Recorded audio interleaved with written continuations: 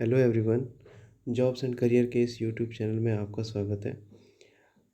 हम सभी job aspirants को हमेशा ये एक तरह का एक क्यूरियोसिटी रहता है कि हमारी सैलरी कितनी होगी। तो सेंट्रल गवर्नमेंट में अभी जब से सेवन्थ पे कमीशन इम्प्लीमेंट हुआ है तब से लेवल वाइज सारे जॉब्स को कैटेगराइज कर दिया गया है। तो आज हम देखेंगे कि लेवल लेवल वन में जो भी जॉब्स हैं सेंट्रल गवर्नमेंट में या फिर स्टेट गवर्नमेंट में जो सेंटर को फॉलो करती हैं तो उनकी सैलरी कितनी होती होगी। लेवल वन में किस तरह की जॉब आती है, जैसे कि रेलवे की ग्रुप डी की जॉब आती है या फिर एमटीएस की जॉब आती है।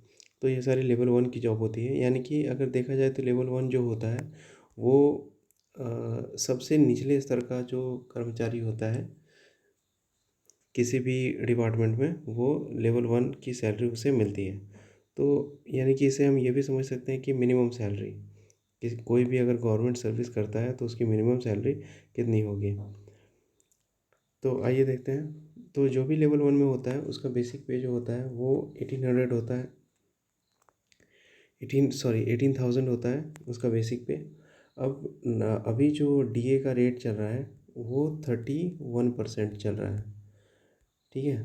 तो 31% के हिसाब से अगर डीए हम कैलकुलेट करें तो 5,580 आता है। एचआरए जो होता है वो डिपेंड करता है कि आप किस तरह की सिटी में रह रहे हैं। अगर आप एक्स क्लास सिटी में रह रहे हैं तो आपको एचआरए 27% मिलता है। अगर आप अगर आप वाई कैटेगरी की अगर वाई कैटेगरी के सिटी में रहते हैं तो आपका जो एच आर ई होगा वो 18% होगा। और अगर आप एक्स जेड कैटेगरी की सिटी में रहते हैं तो आपका एच आर ए 9% होगा। तो यहाँ हम एक्स क्लास यानी कि सबसे जो मेट्रो सिटीज़ होती हैं हम उनकी बात कर रहे हैं, तो वहाँ पे अभी प्रेजेंटली एच आर ए जो है वो 27% ऑफ बेसिक पे मिलता है। यानी कि 18,000 का 27 सॉरी 27%, 18,000 का तो वो आएगा आपका 5,400 रुपीज़। ट्रैवलिंग अलाउंस भी डिपेंड करता है कि आप किस क्लास के सिटी में हो। तो एक्स क्लास सिटी के लिए जो ट्रैवलिंग अलाउंस है लेवल वन में वो 1,350 रुपीज़ है। और इस ट्रैवलिंग अलाउंस में भी आपको डीए जो है मिलता है, यानी कि 1,350 रुपीज़ का 31%। अभी प्रेजेंट डीए रेट 31% चल रहा है, तो 1,350 का 31% अप्रॉक्सीमेटली 419 रुपीज़ आता है। तो अगर हम इन सबको अगर हम जोड़ देते हैं तो हमारे जो क्रॉस सैलरी होता है वो लेवल वन में 30,749 एक्स क्लास सिटी के लिए आता है। ठीक है। तो इतनी सैलरी आपको एक्स क्लास सिटी में मिलेगी अगर आप लेवल वन में ज्वाइन करते हैं। तो दूसरी बात यह है कि एक्स क्लास सिटी में कौन कौन से सिटीज़ आते हैं। तो ये सारे सिटीज़ आती हैं, जैसे कि अहमदाबाद, बेंगलुरु, चेन्नई, दिल्ली, ग्रेटर मुंबई, हैदराबाद, कोलकाता एंड पुणे। ये सारे जो हैं वो एक्स क्लास सिटी में काउंट होते हैं। ठीक है। अब वाई क्लास सिटी में अगर अगर आपकी पोस्टिंग वाई क्लास सिटी में होती है, अगर आप लेवल वन में ज्वाइन करते हैं तो आपकी सैलरी कितनी होगी। तो आपकी सैलरी वाई क्लास सिटी में क्या डिफरेंस आता है कि आपका जो एच आर ए होता है वो एच आर ए जो होता है वो 3600 मतलब 18% हो जाता है आपका H R A. X class में आपका एच आर ए जो था वो 27% था, यहाँ पे 18% हो जाता है। ठीक है। बाकी और कोई डिफरेंस नहीं है।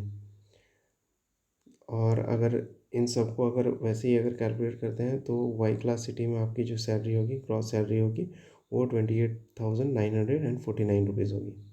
ठीक है। आगे चलते हैं। अब अगर हम एक्स क्लास सिटी की बात करें, एक्स क्लास सिटी की अगर बात करें तो सॉरी जेड क्लास सिटी की अगर हम बात करें तो जेड क्लास सिटी में आपकी सैलरी जो होगी वो 26,559 रुपीज़ क्रॉस सैलरी आपकी बनेगी। डिफरेंस कहाँ पे है? डिफरेंस एच आर ए में है। डिफरेंस यहाँ पे है एच आर ए में। जेड क्लास में आपका जो एच आर ए है वो 9% रह जाता है और टी ए भी आपका थोड़ा कम हो जाता है। वहाँ पे आपका टी ए 1,300 प्लस था, यहाँ पे आपका टी ए 900 है। तो इसलिए सैलरी जो होती है थोड़ी कम होती है, क्योंकि यहाँ पे रहने का जो एक्सपेंस है वो भी कम होता है जेड क्लास सिटी में, क्योंकि छोटे शहर होते हैं तो वहाँ पे रहने का जो एक्सपेंडिचर होता है वो भी कम होता है।